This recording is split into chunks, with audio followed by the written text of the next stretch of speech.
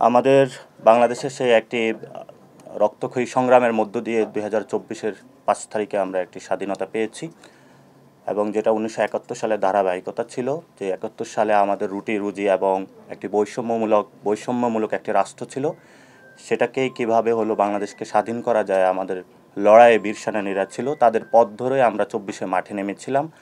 আমাদের এই সময়ে ছিল বড় একটি দাবি ছিল অর্থনৈতিক মুক্তি এবং সংগ্রাম।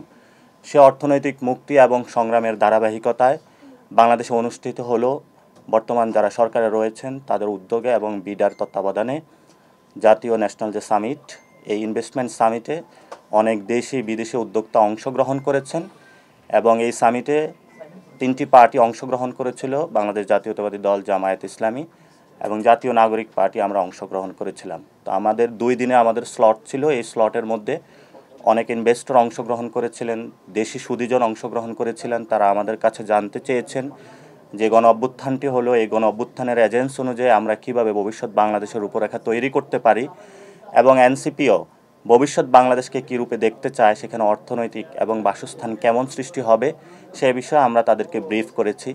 তো এই 2 দিনের আলোচনা সভাতে যে বিষয়গুলো উঠে এসেছে সেই বিষয়গুলো আজকে আমি আপনাদের সামনে উপস্থাপন করব। আমাদের প্রায় অসংখ্য দেশ, কানাডা, ইউএস, আমেরিকা এবং ইউকে, চায়না, অনেকগুলো দেশ, বড় বড় কান্ট্রিগুলো যারা ইনভেস্টমেন্ট হাব হিসাবে বাংলাদেশকে বেছে নিয়েছে, তারা আমাদের সাথে কথা বলেছে। আমরা তাদেরকে আশ্বস্ত করেছি যে বাংলাদেশে যে প্রবলেমগুলো বর্তমানে রয়েছে, গত 15 বছরে বাংলাদেশের অর্থনীতিকে ভঙ্গুর করে দেওয়া হয়েছিল, সেই ভঙ্গুর থেকে ঘুরে দাঁড়ানোর জন্য নতুন পলিটিক্যাল কমিটমেন্ট তারা চেয়েছে। আমরা সেই জায়গা থেকে, পার্টিগত জায়গা থেকে তাদের সেই পলিটিক্যাল কমিটমেন্টটা নিশ্চিত করেছি। সাথে সাথে আমরা বলেছি বাংলাদেশ আগামীতে একটি ইনভেস্টমেন্ট হ্যাভেনে রূপান্তরিত হবে এবং সেই জায়গা থেকে ইয়াং জেনারেশনকে আমরা একসাথে নিয়ে ঐক্যবদ্ধভাবে এই ইনভেস্টমেন্ট হ্যাভেনের জন্য কাজ করে যাব। সেই ক্ষেত্রে বর্তমান পরিস্থিতিতে তাদেরকে আমরা বলেছিলাম যে সমস্যাগুলো এসেছে। আমাদের বর্তমানে ইজ অফ ডুইং বিজনেস ওয়ার্কের যে র্যাঙ্কিং আছে 168, 190টা দেশের মধ্যে, সেটা আমরা বলেছি টপ 50 কান্ট্রিজের মধ্যে আমরা নিয়ে যাব। এই পলিটিক্যাল কমিটমেন্টটা আমরা তাদেরকে দিয়েছি। যদি নাগরিক পার্টি ক্ষমতায় যায় আমরা টপ 50 কান্ট্রির মধ্যে নিয়ে যাব। আমরা তাদেরকে আরও বলেছি আমাদের যে এখন অ্যানুয়াল এফডিআই যে ফ্লোটা রয়েছে সেটা 1.3 বিলিয়ন রয়েছে। আমরা সেটাকে বলেছি আমরা $15 বিলিয়ন উন্নীত করব এবং যদি জনগণ আমাদেরকে সুযোগ দেয় এবং বিশ্ববাসীর কাছে আমরা এই কমিটমেন্টটা দিয়েছিলাম, বাংলাদেশকে যদি আমরা ওই জায়গায় নিয়ে যেতে চাই যার মাধ্যমে বাংলাদেশ একটি শক্তিশালী রাষ্ট্রে রূপান্তরিত হবে। আমরা সেখানে বলেছিলাম যে তারা কিছু বিষয়ে তাদের কুয়ারি রেখেছিল, সেখানে রিনিউয়েবল এনার্জি সেক্টরে যেটা আমরা বারবার ফোকাস করেছিলাম এবং সেখানে গুরুত্ব আরোপ করেছিলাম। আমাদের বর্তমানে যে 2.88% যে রিনিউয়েবল এনার্জি কন্ট্রিবিউশন রয়েছে সেটাকে আমরা 30% রূপান্তরিত করার জন্য সরকার এবং তাদেরকে কমিটমেন্টের একটা জায়গায় আমরা দিয়েছি।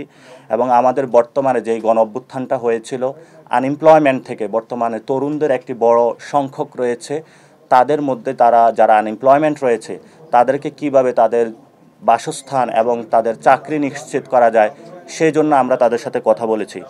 বর্তমানে আমাদের 4.49 যে আনএমপ্লয়মেন্ট রয়েছে সেটাকে আমরা 5% রিডিউস করার জন্য কথা বলেছি।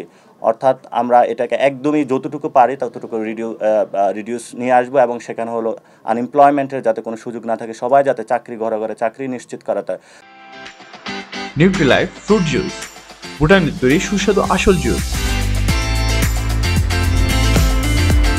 তো সেই সেক্টরগুলো আমরা তাদেরকে দেখানোর চেষ্টা করেছি যে আমরা কোন কোন সেক্টরে ফোকাস করে কাজ করব। আমরা তাদেরকে বলেছিলাম যে গ্রিন এবং হাইটেক যে আমাদের এনভায়রনমেন্ট গ্রোথের মধ্যে আমরা কাজ করব। সেখানে আমরা বলেছিলাম যে অ্যাগ্রোটেক যে আমাদের একটা পসিবিলিটি যে জায়গা রয়েছে সেখানে আমরা কাজ করতে পারি একসাথে। আমরা সেখানে রিনিউয়েবল এনার্জিতে কাজ করতে পারি, আমাদের হেলথ কেয়ার সেক্টর রয়েছে সেখানে কাজ করতে পারি, আমাদের লাইট ইঞ্জিনিয়ারিং যে একটা সেক্টর রয়েছে, কারণ আমরা জানি যে আমাদের একটি অ্যাগ্রো রিলেটেড একটা কান্ট্রি। তো আমরা কীভাবে অ্যাগ্রোকে ট্যাকে রূপান্তরিত করতে পারি, সেখানে এআই কীভাবে আমরা অ্যাকোমোডেট করতে পারি সে বিষয়ে আমরা কথা বলেছি। এবং আমরা এখানে একটা ম্যানুফ্যাকচারিং হাব কীভাবে পুরো বিশ্বের একটা ম্যানুফ্যাকচারিং হাব বানানো যায় সে বিষয়ে তাদেরকে কথা বলেছি এবং আমরা তাদেরকে কমিটমেন্টের জায়গা বলেছি যে ইনভেস্টমেন্ট হ্যাভেন যে যখন রূপান্তরিত হবে, সেখানে সাথে সাথে অটোমোবাইল যে ইন্ডাস্ট্রি রয়েছে পুরো বিশ্বে যেভাবে এটা গ্রো আপ করছে, সেখানে ইভি ইন্ডাস্ট্রি যেটা রয়েছে সেটাতে কীভাবে বাংলাদেশকে একটি নতুন সোর্সিংয়ের জায়গা নিয়ে আসা যায় সে বিষয়ে আমরা তাদের সাথে কথা বলেছি। আমাদের বড় একটি শক্তির জায়গা রয়েছে ব্লু ইকোনমি কীভাবে আমরা নতুন একটি শক্তিতে রূপান্তর করতে পারি সে বিষয়ে তাদেরকে কথা বলেছে। এইটিজের দশক থেকে আমাদের দুইটি সেক্টরেই কিন্তু আমাদের অর্থনৈতিক সীমাবদ্ধতা রয়েছে। একটি হলো আমাদের রেমিটেন্স আসতেছে এখন গার্মেন্টস সেক্টরে রয়েছে, কিন্তু ভবিষ্যতে ডাইভার্সিফিকেশনে গিয়ে কীভাবে একটি ইনভেস্টমেন্ট হ্যাভেনের জায়গায় ম্যানুফ্যাকচারিং হাব তৈরি করতে যায়, এবং নতুন নতুন বিশ্বে কিন্তু আমাদের বড় একটি জেনারেশন রয়েছে যাদেরকে আমরা সার্ভিস ওরিয়েন্টেড যে ইন্ডাস্ট্রিগুলো রয়েছে সেগুলোতে আমরা ফোকাস করে কাজ করতে পারি, সেই বিষয়গুলো আমরা তাদেরকে আশ্বস্ত করেছি। এবং আমরা তারা যে বিষয়গুলো চ্যালেঞ্জ আকারে নিয়ে আসছে, তারা বলেছে বর্তমান অতীতে যে 15 ইয়ার্স বা বাংলাদেশের গত 53 বছরে তারা কোথাও কাজ করতে গিয়ে ঘুষের সম্মুখীন হয়েছে, তারা স্ট্রিক্ট রুলস অ্যান্ড রেগুলেশনের জায়গায় সম্মুখীন হয়েছে। আমরা তাদেরকে আশ্বস্ত করেছি যে এনসিপি যদি গভর্নমেন্টে আসা, আমরা ওয়ান স্টপ সলিউশনে যাব, সেখানে আমরা তাদের নিরাপত্তা বা সিকিউরিটি নিশ্চিত করব, এবং সেখানে যে বর্তমানে যে অনেক কঠিন বিধান রয়েছে, এক ব্যুরোক্রেসির যে আমলাতান্ত্রিক যে জটিলতা রয়েছে, ইয়াং জেনারেশন তাদেরকে সেই জায়গাতে সহযোগিতা করবে যাদের তাদের ব্যবসা বান্ধব একটি স্বনির্ভর বাংলাদেশ গড়ে ওঠে। এটা যদি করতে পারি তাহলে আমি মনে করি 71-এর সেই মুক্তিযুদ্ধ আমাদের সফল হবে। এটা যদি করতে পারি 90-এর সেই আমাদের গণ অভ্যুত্থান সফল হবে। এটা যদি আমরা করতে পারি 24-এর যারা শহীদ হয়েছিল, যারা আহত হয়েছিল, তাদের সেই অঙ্গহানি এবং রক্তের দাম আমরা উঠাতে পারবো। এখন আপনারা জানেন বিশ্ব মঞ্চে বর্তমান গ্লোবাল যে অর্ডারটা রয়েছে সেটা নতুন একটি বৈশ্বিক অর্থনৈতিক জায়গা সূচিত হচ্ছে। সেখানে আগের যে জায়গা ছিল পারমাণবিক জায়গায় সবার শক্তি প্রদর্শন করতে, এখন নতুন একটি গ্লোবাল অর্ডার হচ্ছে। সেখানে আমরা চাচ্ছি বাংলাদেশকে নতুন একটি স্টেজে নিয়ে যেতে, এবং বাংলাদেশে সেই জায়গাটা আছে। এই আশা থেকেই কিন্তু বর্তমান সরকারও কাজ করে যাচ্ছে। আমরা সরকারের কাছেও কমিটমেন্ট দিয়েছি যে আমরা এই সরকার যতদিন কাজ করবে তাদেরকে সহযোগিতার জায়গায় রাখবো অর্থনৈতিক উন্নয়নের জন্য। কারণ আমরা দেখেছি যারা শহীদদের ডেটা এভ্যালুয়েশন করে আমরা দেখেছি অধিকাংশ মানুষ ছিল মার্জিনালাইজড পিপল, যাদের খাবার দাবার এবং বাজার করতে সমস্যা, টাকা নাই পয়সা নাই হাতে, তাদেরকে কিভাবে স্বনির্ভর করা যায়, যারা রাস্তার পাশে ভিক্ষুক হয়ে শুয়ে থাকে, আমরা তাদেরকে কিভাবে স্বনির্ভর করে একটি স্বনির্ভর বাংলাদেশের দিকে সামনে এগোতে পারি।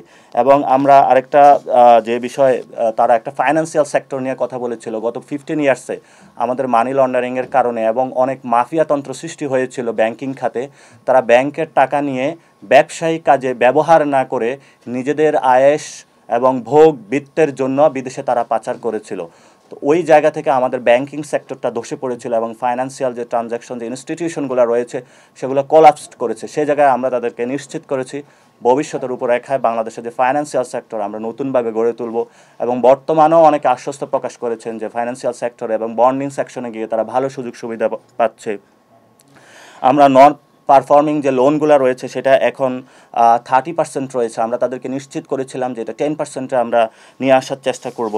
এবং আমাদের বড় একটি জেনারেশন রয়েছে ফিমেল সেক্টরের মধ্যে এখন গার্মেন্টস সেক্টরে কাজ করছে যারা লো স্যালারিতে কাজ করছে, কিন্তু আমাদের ইয়াং জেনারেশনের মধ্যে অনেক ফিমেল রয়েছে এবং মহিলা রয়েছে যারা হলো নতুন যে ম্যানুফ্যাকচারিং এবং সার্ভিস সেক্টরে কাজ করেছে। এবং সেখানে গতকাল সুন্দর একটি স্টোরি উঠে এসেছে যে বিদেশে যারা বাংলাদেশে ফিমেল ওয়ার্কার যাচ্ছে সেখানে তারা 8 ঘন্টা উইদাউট এনি কোনো মানে ব্রেক ছাড়াই কাজ করতে পারছে এবং ফোকাস করে একটা জিনিস ডেলিভারি করতে পারছে, যেখানে অন্যান্য দেশের মানুষের 2 থেকে 3 ঘন্টা কাজ করার পরে কিন্তু তাদের সেই ফোকাসটা ব্রেক হচ্ছে। সো এই যে শক্তির জায়গাগুলো আমরা তাদের নিশ্চিত করেছি। মোস্টলি আমাদের সাথে যারা কথা বলেছে তারা নতুন সেক্টর আমাদেরকে তারা দেখিয়েছে। আমাদের ওয়াটার প্রবলেম, আমাদের ঢাকাতে বায়ুর প্রবলেম, আমাদের রিনিউয়েবল এনার্জি সেক্টরে কীভাবে যাওয়া যায় এবং তরুণ প্রজন্মকে তারা কীভাবে শক্তিশালী করা যায়। এবং তারা আমাদের সাথে খুবই উচ্ছ্বাস প্রকাশ করেছে আমাদের যে ঐতিহাসিক 5 তারিখের যে গণ অভ্যুত্থান সংগঠিত হয়েছে এর মাধ্যমেই তারা নতুন একটা বিনিয়োগের ক্ষেত্র পেয়েছে। তো আমাদের এই সামিটটাতে আমরা নেটওয়ার্কিং সৃষ্টি করেছি, আমরা তাদেরকে আশ্বস্ত করেছি এবং তারা আশ্বস্ত হয়েছে ভবিষ্যৎ বাংলাদেশ এটা সুফল ভোগ করবে। এবং বাংলাদেশের জনগণকেও আমরা আহ্বান করব যে আপনারা সবাইকে জনবান্ধব সৃষ্টি করে দেন। যে গত কয়েকদিন আগে বিদেশি যে কোম্পানিগুলো রয়েছে এবং ব্যবসা প্রতিষ্ঠানে কিন্তু হামলা চালানো হয়েছিল এবং সেখানে দেখেছিলাম প্যালেস্টাইন যে মুভমেন্টটা হয়েছিল সেখানে বাটা এবং কেএফসির যে স্টোরগুলো রয়েছে সেখানে ভাঙচুর চালানো হয়েছিল। আমরা জনগণকে বলতে চাই যে আপনারা আমরা জনগণকে বলতে চাই, আপনারা এই সব কোনো হীন কার্যকলাপ এবং জায়গা থেকে যদি আপনাদের বন্ধ রাখেন, তাহলে ভবিষ্যৎ জায়গা থেকে আপনাদের নতুন করে সুযোগ সৃষ্টি হবে। আমরা তাদেরকে আশ্বস্ত করেছি ভবিষ্যতে, আমরা তাদেরকেও আশ্বস্ত করেছি ভবিষ্যতে বাংলাদেশের যেই কোনো ক্ষেত্রে যদি জনগণের কোনো স্বতঃস্ফূর্ত আন্দোলনে যদি কেউ এই ধরনের আইন শৃঙ্খলার ব্যর্থ ঘটিয়ে কোনো ব্যবসা প্রতিষ্ঠানে হামলা করে, জনগণকে তাদের আহ্বান জানাচ্ছে তাদেরকে আইনের হাতে তুলে দেন। আপনারা সেখানে দাঁড়িয়ে ব্যবসা বান্ধব পরিস্থিতি সৃষ্টি করুন। অনেক বিনিয়োগকারী দেশে এসেছে, আপনারা তাদের এনভায়রনমেন্ট করে দেন। বিদেশে যেভাবে ব্যবসা বাণিজ্যের এনভায়রনমেন্ট সৃষ্টি করা হয়েছে, এই ইনভেস্টমেন্ট হ্যাভেনে জনগণকে এগিয়ে আসতে হবে, পলিটিক্যাল পার্টিগুলো এগিয়ে আসতে হবে, বিভিন্ন পক্ষগোষ্ঠী এগিয়ে আসতে হবে। আমরা গতকালকে আরও লক্ষ্য করেছিলাম যে যখন এই সামিটটা হচ্ছিল, মানুষ যখন উচ্ছ্বাসিত, সবার মধ্যে একটা কনফিডেন্স বুস্ট আপ হয়েছে, তখন বিভিন্ন রাজনৈতিক দলের ব্যক্তিবৃন্দ এটা নিয়ে মকারি করছিল। আমরা তাদের উদ্দেশ্যে বলতে চাই, আমাদের সামনে একটি সম্ভাবনা এসেছে, একটি আশা এসেছে, সেটাকে যদি আমরা কাজে না লাগিয়ে মকারি করে থাকি, তাহলে কিন্তু বাংলাদেশ আবারই পিছনে যাবে। এবং আমরা তাদেরকে বলেছিলাম, বাংলাদেশের এই যে সুযোগটা সৃষ্টি হচ্ছে, সেখানে 15টা কমিশন করা হয়েছে, রিফর্মস কমিশন। আপনারা এই 15টা রিফর্মস কমিশনের মধ্যে দিয়ে যদি কাজগুলো হয়, ভবিষ্যৎ বাংলাদেশে এ ধরনের কোনো সমস্যা থাকবে না। আপনারা আসবেন, ওয়ান স্টপ সলিউশনের মাধ্যমে কাজগুলো খুব দ্রুত গতিতেই সম্পূর্ণ হবে। এবং তারাও এটাতে আশ্বস্ত হয়েছে। তারা বলছে এই কমিটমেন্টের জায়গায় যাতে সবাই থাকে, এবং সবগুলো গ্রুপের সাথে তারা কথা বলেছে। এবং আমরা আশা করি বাংলাদেশের ভবিষ্যতে যেই কোনো ব্যবসা হোক, প্রতিষ্ঠান হোক, এটা বাংলাদেশি হোক, বিদেশি হোক, কাউকে ডিস্ট্রাকটিভ কোনো কাজে না যাওয়ার আহ্বান জানাচ্ছি। এবং আপনারা ধৈর্য ধারণ করবেন, আমরা স্বতঃস্ফূর্ত আন্দোলন করব। পৃথিবীর যেখানে মানুষ নির্যাতিত হোক, আমরা তাদের সাথে সংহতি জানাবো, আমরা তাদের সাথে পাশে আছি। আমরাও নির্যাতিত, সেখানে তাদেরকে আমরা এটাও আশ্বস্ত করেছি, আমাদের বিজনেস যে কালচারটা এখনও ফুলি ডেভেলপ হয় না, আমরা সেটা তো যাতে কাজ করতে পারি। আর্ট কালচার, আমাদের সফট পাওয়ারগুলো আছে, সেটা কাজে লাগে। মিডল ইস্টে যারা এসেছে, আমাদের বড় একটা মাদ্রাসা সেক্টর রয়েছে, যাদের ওইখানে অনেক আনএমপ্লয়মেন্ট রয়েছে। আমরা সেখানে বিদেশি মিডল ইস্টের যারা, তাদেরকে বলেছি যে তারা কিন্তু আরবি জানে, আপনারা তাদেরকে নেন এবং এখানেও আসেন। আপনারা কোনো ইন্ডাস্ট্রি দিলে আমরা তাদের সে ভাষার যে স্কিলটা রয়েছে সেটা কাজে লাগাতে পারবো। এবং আমরা ফিমেল সেকশন থেকে সবগুলো সেক্টরকে কীভাবে কাজে লাগানো যায় সবগুলোর সাথে বিষয়ে কথা বলেছি।